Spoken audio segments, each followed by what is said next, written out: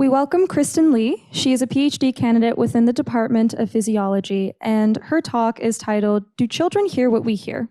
What if I asked you right now to recognize speech? Weird request, I know. What if I asked you instead to wreck a nice beach? How is it that you understood the difference between recognize speech and wreck a nice beach? Well, the difference was the speech envelope. The speech envelope is just a fancy name for the changes in amplitude in a speech signal. The speech envelope can tell us a lot about how our brains track rhythms in speech.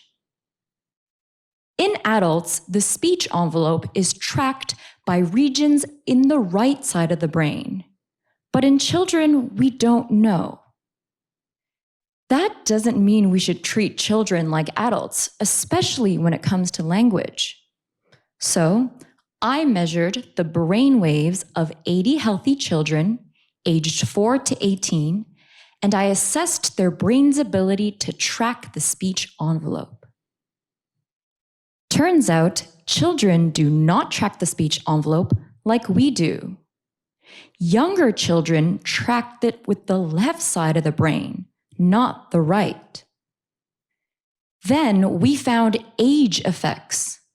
With age, children track the speech envelope less with the left side and more with the right.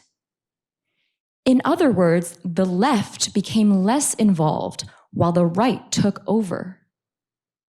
This result is very exciting because we may have just discovered a new developmental process.